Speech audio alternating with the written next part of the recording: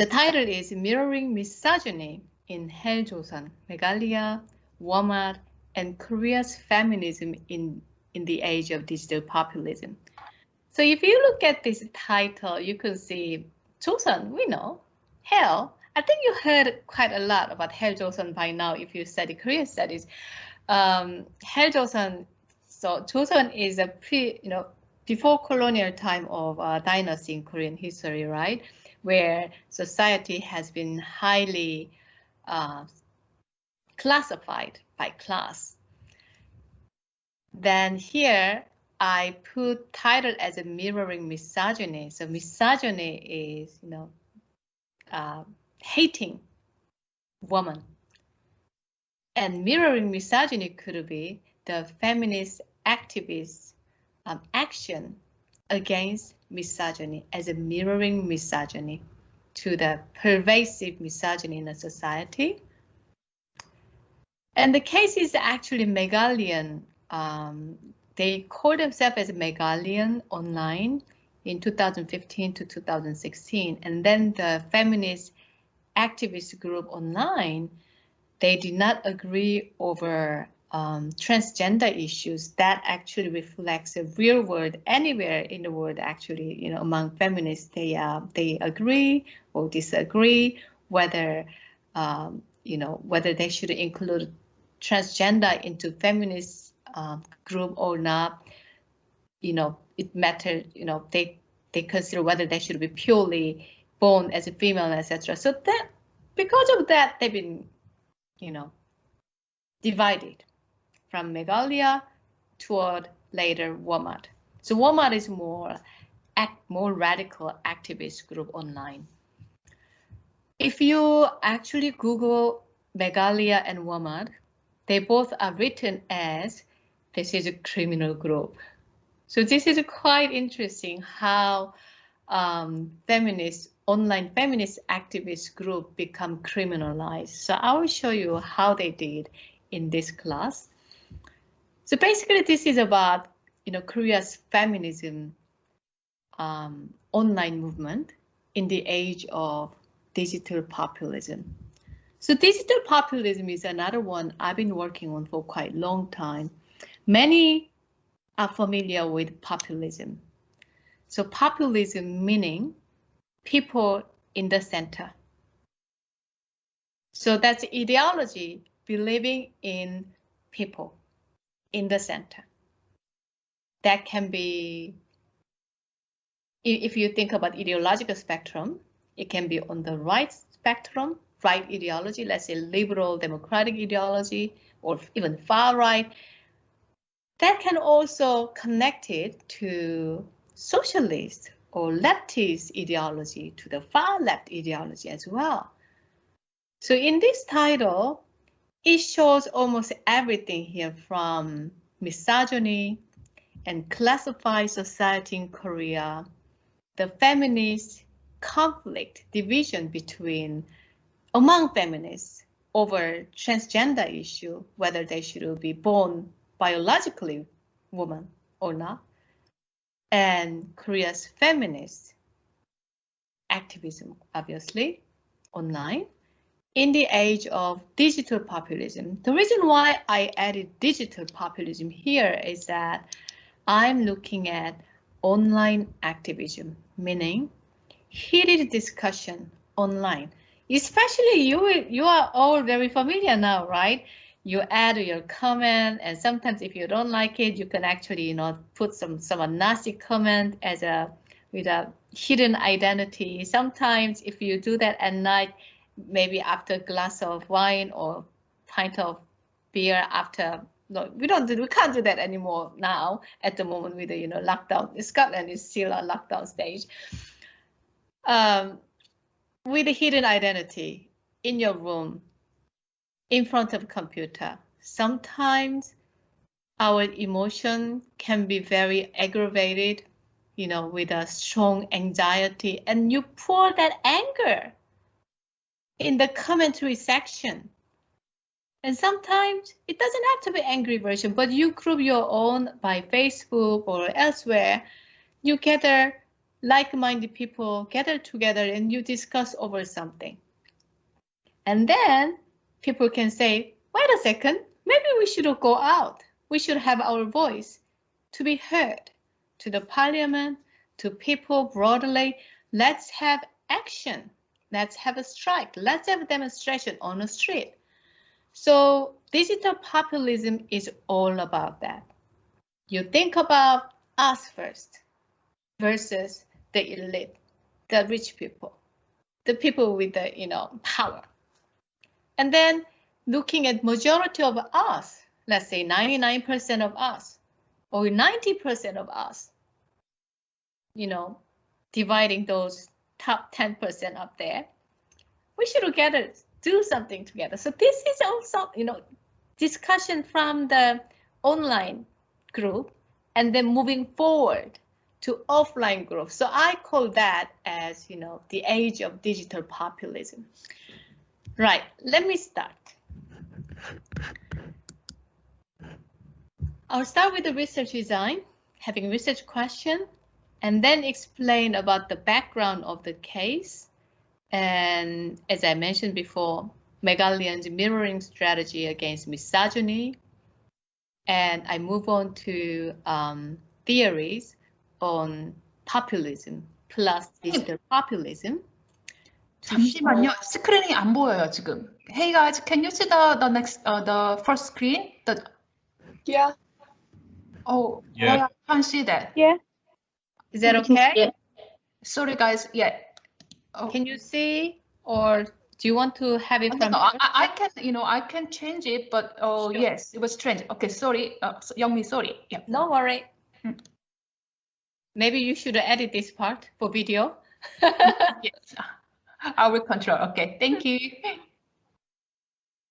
So can you see screen? Yeah. Can I start? Right. So I will start with the research question and move on to the case study, starting with the background of the case. And I introduce a bit of theory about digital populism and populism, and try to analyze when digital populism meets feminist movements. There are a lot of theories on populism, but specifically, I use my own theory as well as a digital digital populism, if you look at my own paper. But specifically, I borrow Brubaker's theory, focusing on horizontal populism. And then I try to explain unpacking Megalia with a radical online feminism in a neoliberal age, and looking at this identity politics and hate speech online, I just mentioned, looking at misogyny of male side by Ilbe group online, and mirroring misogyny by Megalians and later Wamad. And I will conclude. Can I move on to the second? Does it show? Should I move it, or how does it work? If I move on, can you see? Yes. Great. Yeah. This lecture is not just about my own research, but I always tell my students, when you write your final paper or when you prepare for your own dissertation when you graduate, before you graduate on the year 3 or 4, you always need to start with a clear research question. And after clear research question, you have to tell me how you're going to do that, meaning methods. And what literature are you talking? So meaning literature chapter, right? I think I mentioned to you already the literature I'll be using, online feminism versus and digital populism. So here's my question. How one particular group of Korean online feminists, Megalians, and Wamad later, adopted the strategy of digital populist activists to counter the diffusion of misogyny in a virtual environment. Is my question too long? I can make it really, really short. How Megalian reacted pervasive misogyny online. Is that clearer? And further question here is how online feminist groups responded to misogyny of radical rights groups such as ILBE by examining their origins, aims, and strategy. Basically, as I mentioned before, how Megalia reacted misogyny. So that is the main question. And especially they do by taking mirroring strategy. If I say A, I will say B, but very similar looking like A. That's a mirroring strategy, right? Let me move on to the second page. Another really clear thing you have to mention when you want to make a very, very good, not for final paper. In general, I would not tell my students, I want you to find out contribution and gaps in the literature for your final paper. However, if that is for dissertation, or if that is for publishable academic journal article, you are likely to be asked to clarify what your research contribution is and what are the gaps in the existing research, existing literature. So here I try to find both together as my case study provides this context beyond only Korea. My case study is not just idiographic, single case, contingent, unique case in Korea.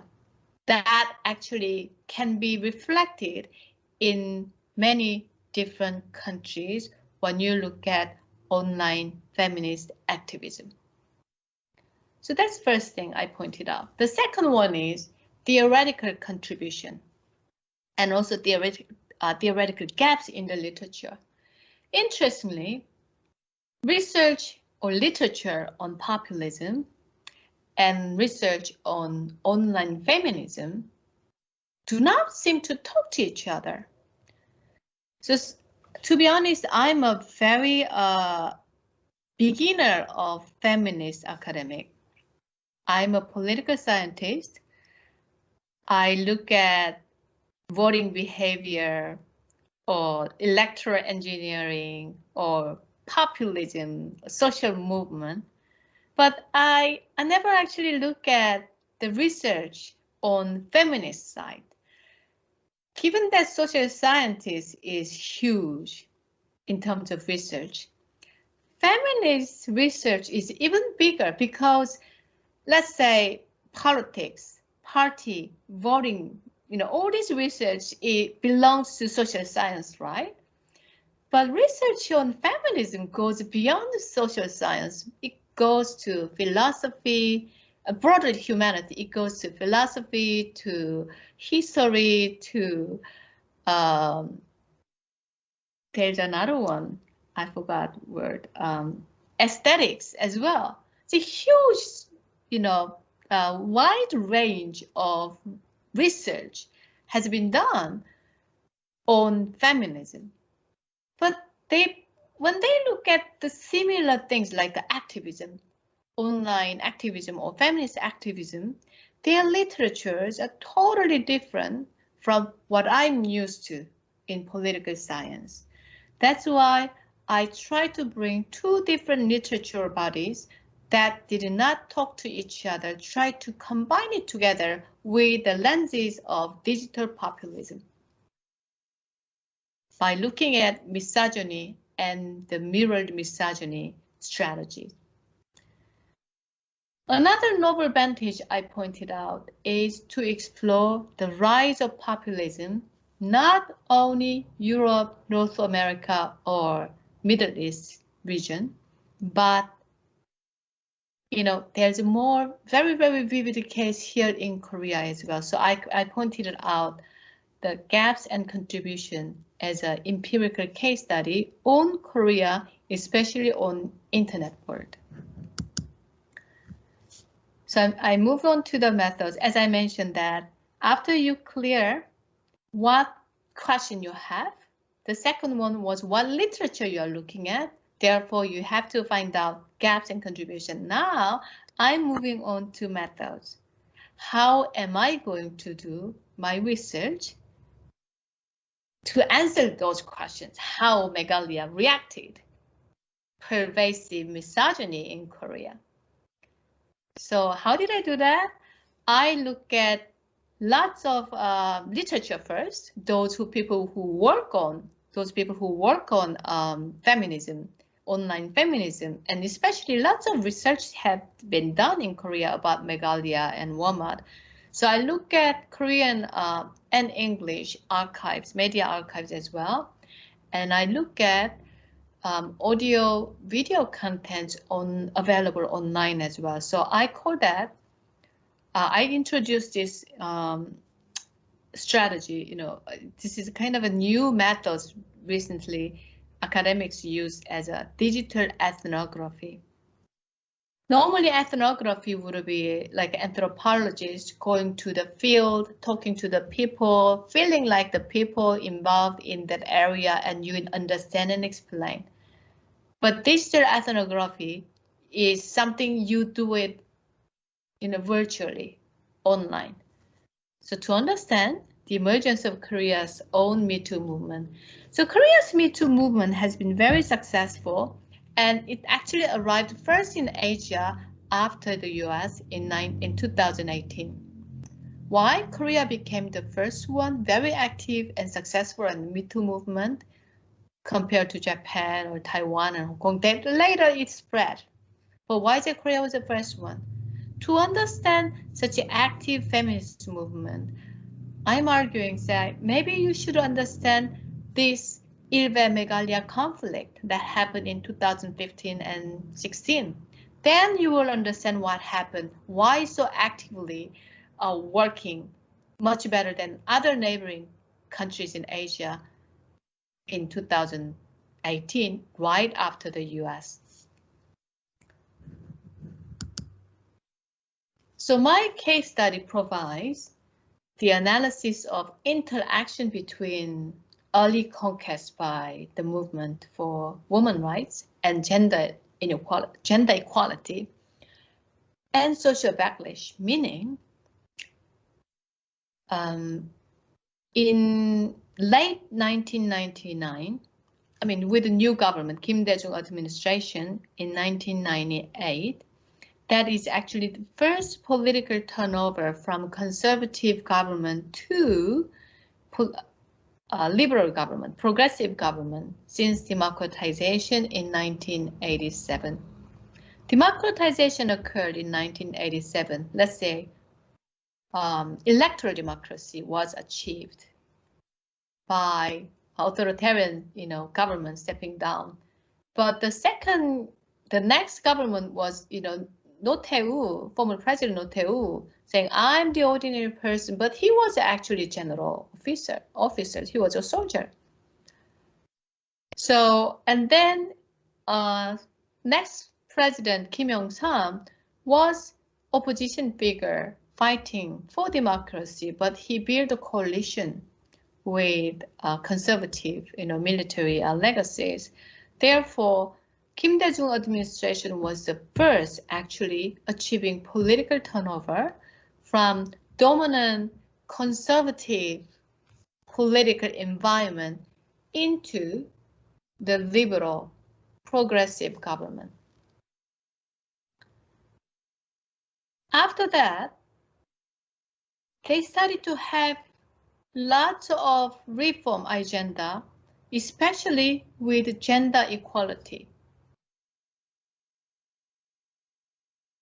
When they achieve certain reform, I'm going to explain later with the slides later, then there was a male, young male saying, well, wait a second, feminist movement seems really successful, but why is that it is at our cost?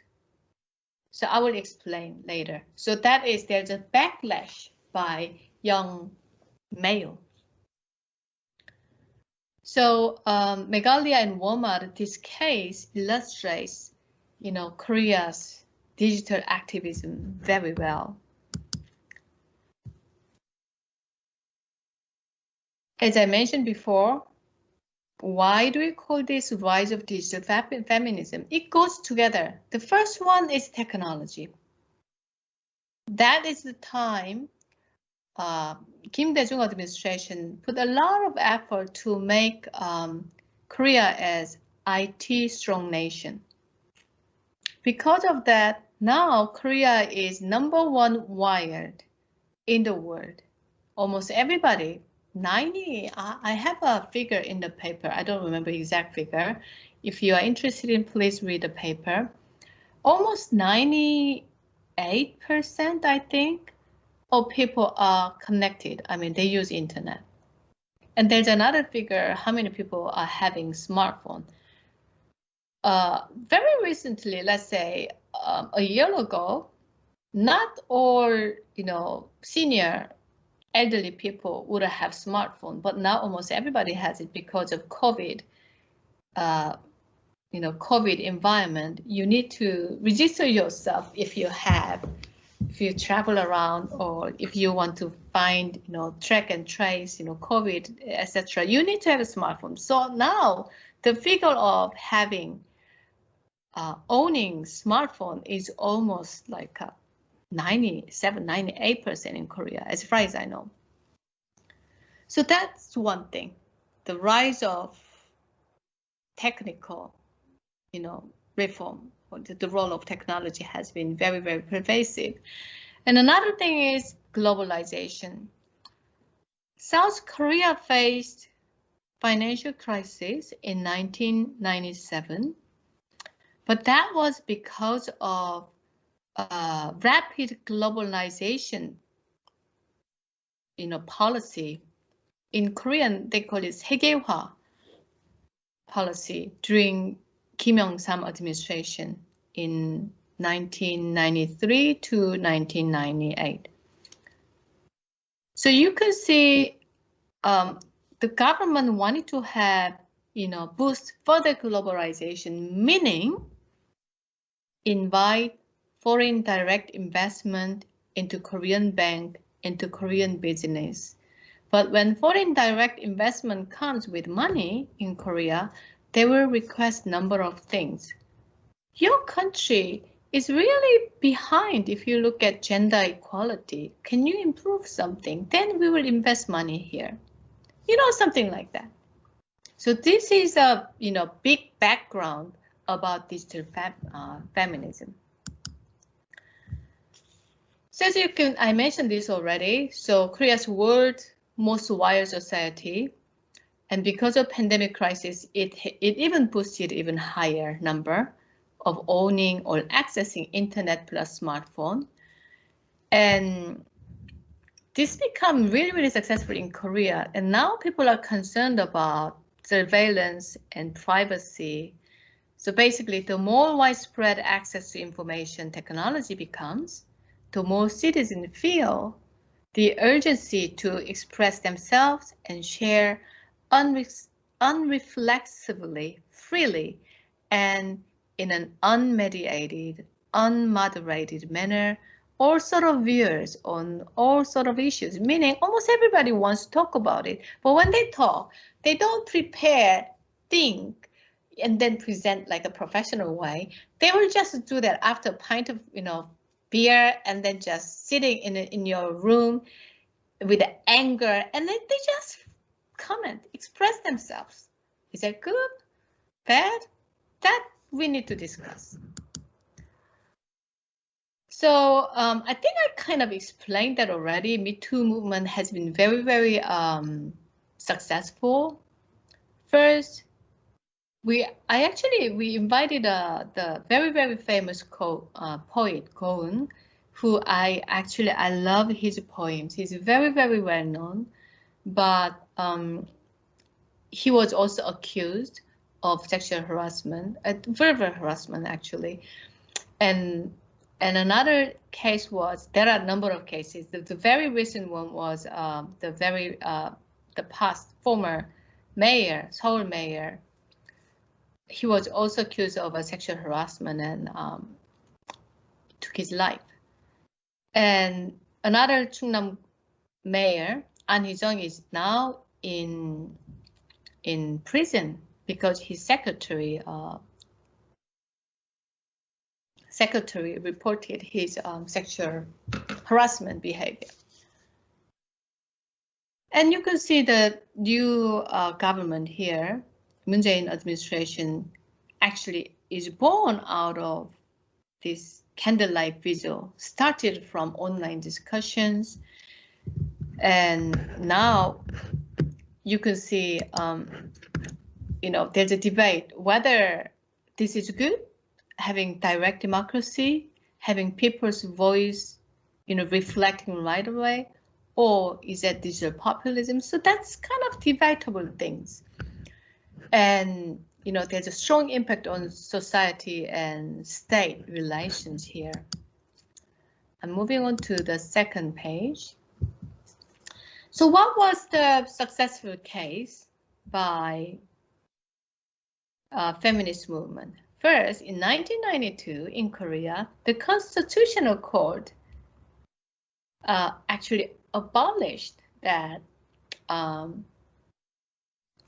Korean men taking, completing their military service, all Korean young men, they have to, it's a duty, it's a national duty, they have to take military duty, they have to serve it.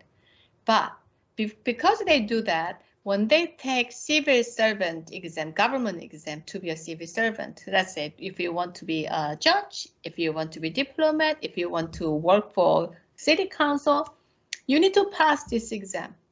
And men traditionally used to have additional point because they served military service before 3 years and 2 years, now 1.5 years.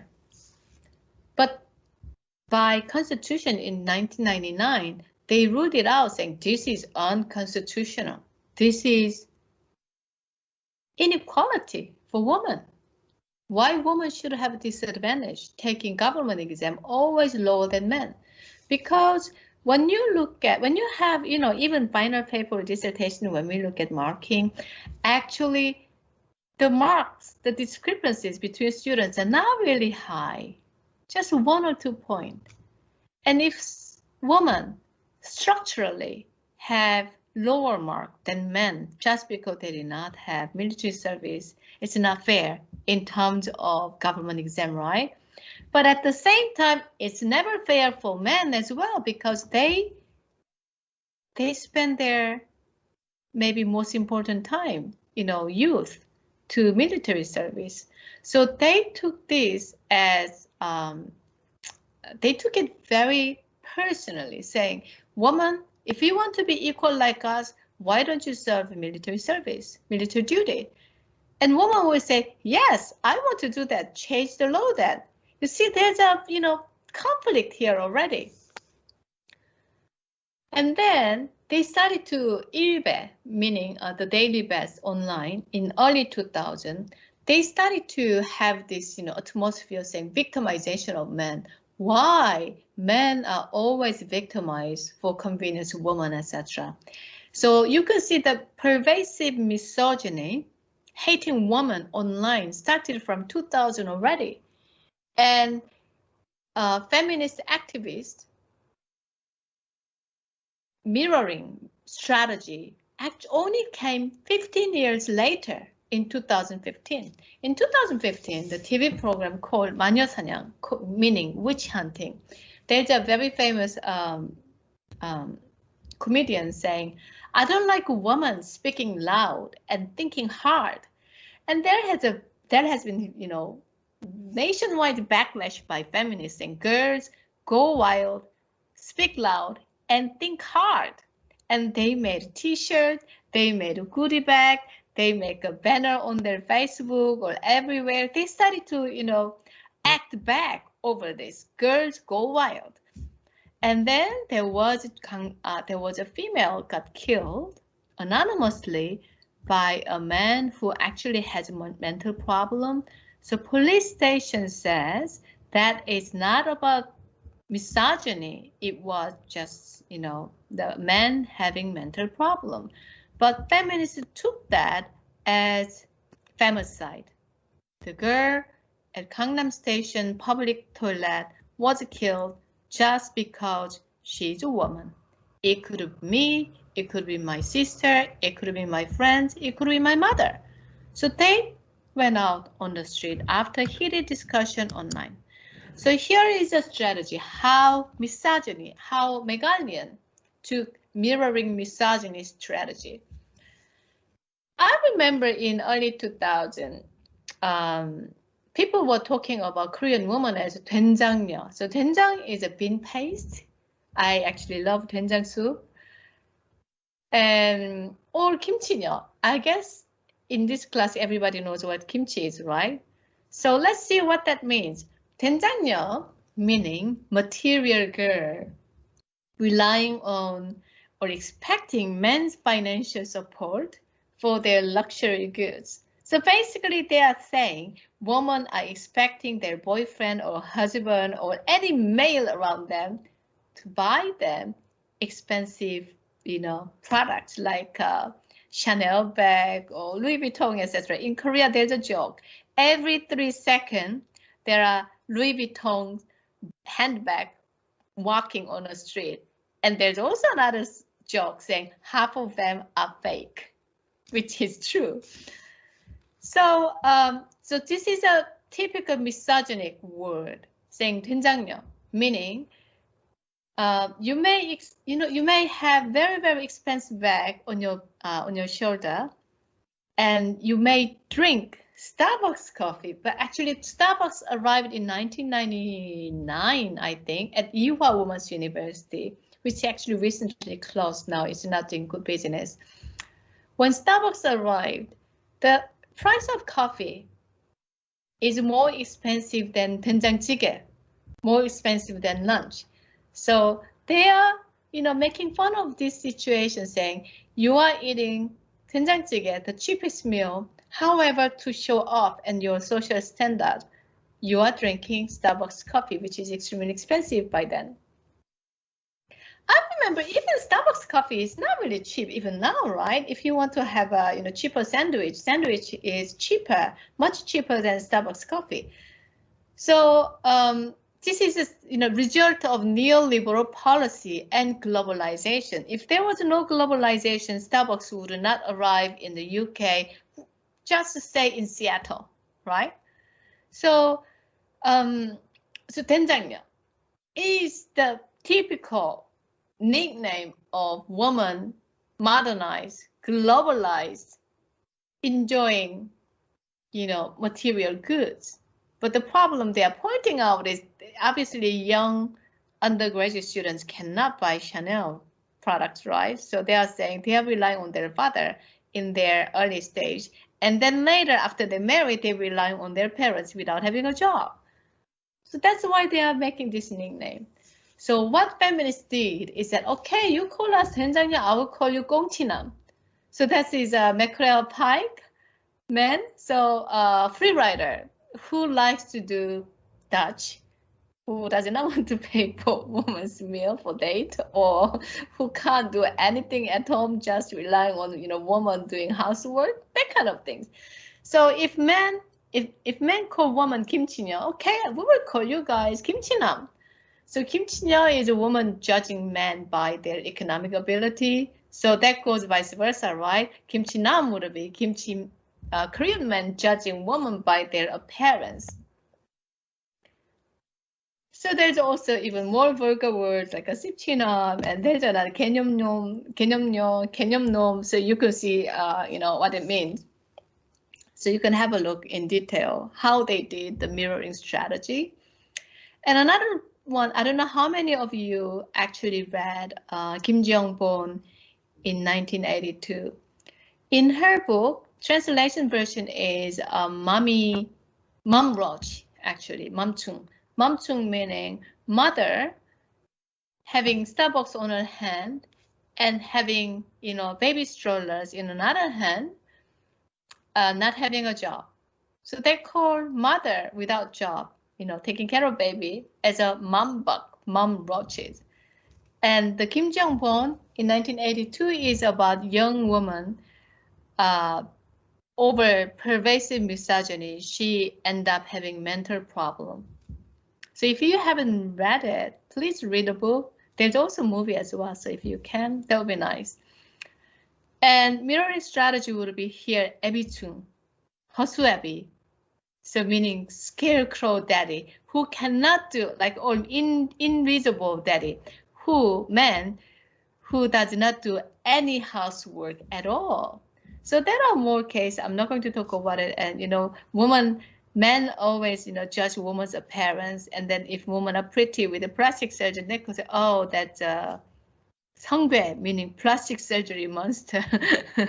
And then male, the mirroring strategy would be Sang, if you know Chinese character, same sound but different character. That also means gender or sex. So they call it sex buyer. So girls plain, men's plain. Okay, let me move on to the next slide. So that's the mirroring strategy. But the thing is, mirroring strategy of a misogyny become very violent. And now if I look at this, the populism, so that is a very thin-based ideology using very, very strong vulgar words. That is a populist, a strategy as well. And another most crucial thing is violent expression against the other, against the weak, against the minority. And there's also, for female feminist side, they have anti-corset movement, or homophobia, transphobia, I just mentioned before, right? That's how Megalia has been splitted with Wamad, and Wamad become more successful aggressively in a very radical way. And they have a strong love for female, regardless, ideology, left or right, conservatives or progressive, they would just love female politicians. And there's a strong abhorrence of male politicians, and they become very cynical and with nihilism, saying, rejecting possibility of change and rejecting present of being, and becoming very, very depressive as well, right? So I borrow Brubaker's populism, especially looking at horizontal populism. So vertical is majority of us versus the elite. That's a populist theory. So versus majority of us are supposed to be pure, good one, hardworking, versus the elite, maybe stupid, maybe immoral, maybe abusing their power too much. So that's the dichotomy of populism. And horizontal dichotomy could be majority of us, pure, who are local, who has been here forever, versus another set of others that could be foreigners, minorities, migrants, sexual minorities, or those who have benefit from privileges or neoliberal policies given them by the ruling elites. So that is, if you look at Brexit, or even case of Brexit, yeah, let's look at that case. That is also about why are we benefiting foreign laborers who get our benefit for their own baby, and their babies actually in Romania or elsewhere. Why are we paying for that? Let's say Brexit. That was a vote for people. That's what happened with referendum. See? So if we unpack Megalia, I argue that it's supposed to be understood, the conflict online between male and female, especially young female, young male conflict online. We need to understand in a neoliberal globalization context, socio-economic context. Look where we are living. We are talking about strong dichotomy with a clear polarization, with the top very rich 1% versus 99% of the rest. I mean, about this, you can read a number of other books, and it is discussed in the book as well.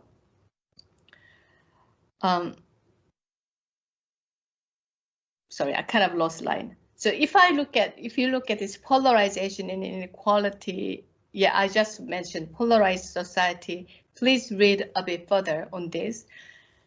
And then polarization and inequality in Joseon, it has been also another pervasive concept.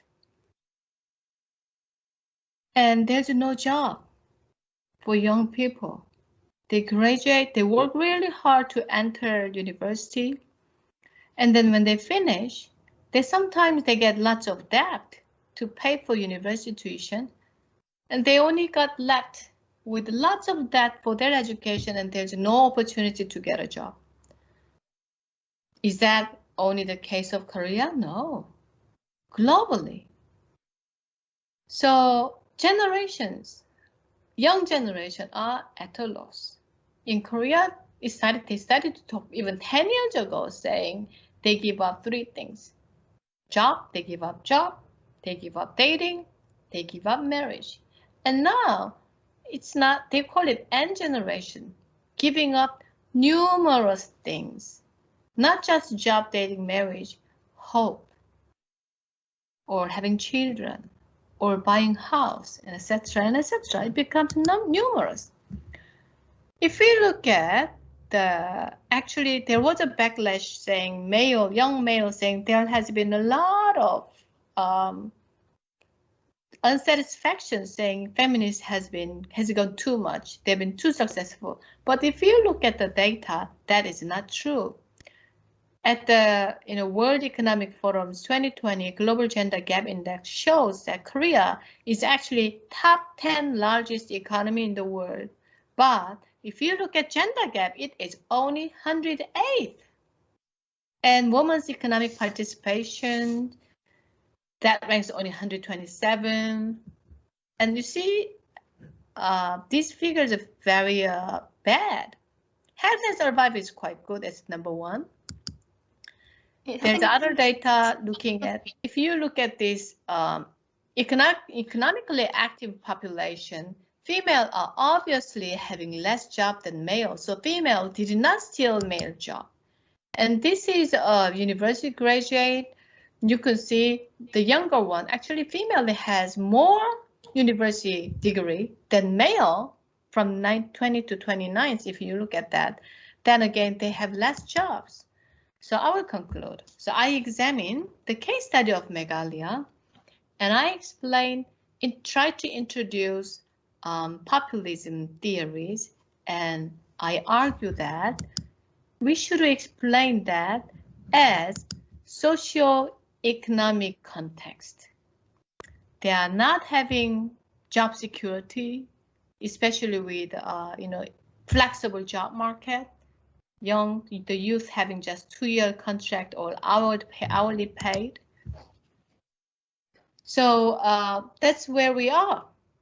I think I can end here. So my argument is that it's supposed to be understood by socio-economic structure. Thank you.